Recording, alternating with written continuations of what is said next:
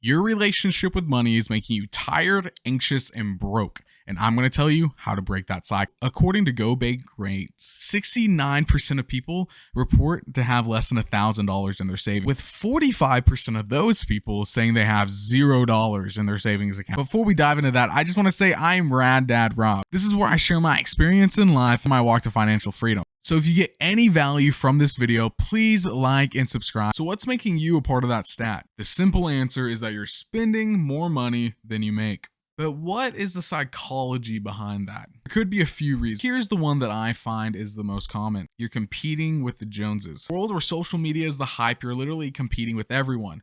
Constantly looking at people at the most expensive gyms, buying the most expensive coffee, driving the most expensive cars, and living the most luxury lifestyle. Highlight after highlight after highlight. Then there's you sitting on Facebook, Instagram, hours a day looking at your 500, 750, or 1,000 plus friends, and you're thinking, where's my highlight? I deserve that. But I want you to put that in perspective.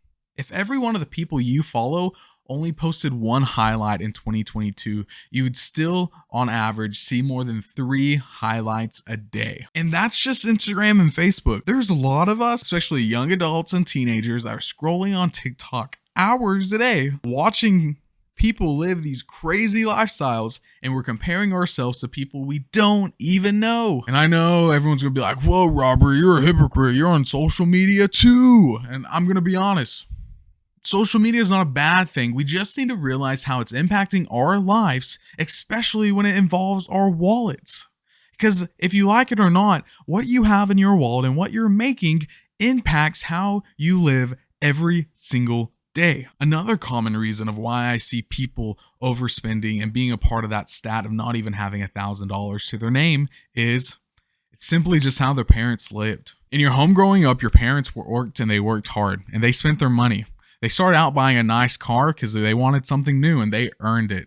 So they get a new nice car on credit because the bank is more than happy to give them a loan. Maybe you need the new phone. Maybe something comes up that you need. So your parents work more hours, they work harder, and they complain they need more money.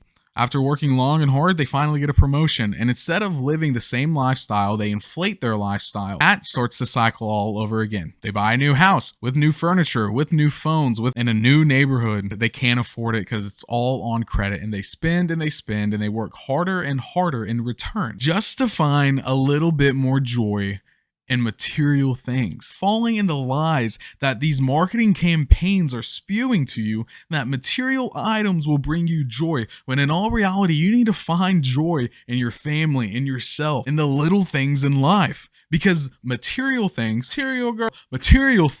aren't going to be there for you. They will perish. They will crash. They will burn. Whew.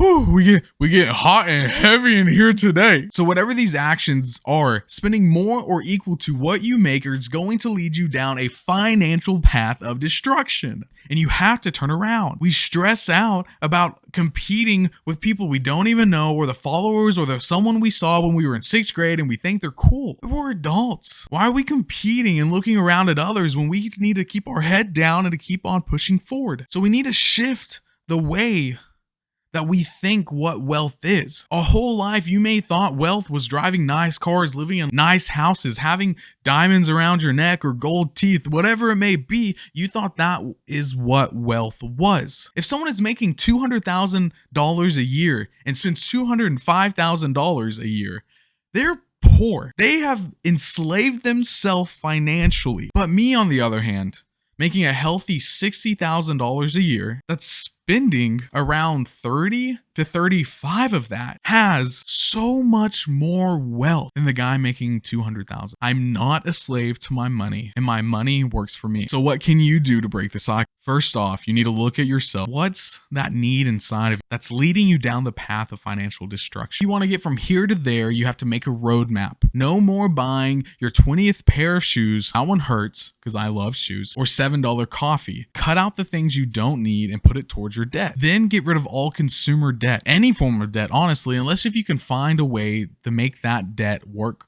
for you to put money in your pocket guaranteed every month, like a rental property. And my last and final tip to break that cycle is to give yourself grace. I've known friends that were over $100,000 in debt that in a few short years climbed their way out of that. It took a lot of dedication, a lot of hard work, but they did it. And then I've known other people be in that same amount of debt that lost hope, that gave up and didn't want to educate themselves. They're worse off today. Take action. It's not too late. And if you like this content, you might like this video on how I make debt work for me. I'm Rad Dad Rob, and thank you for watching.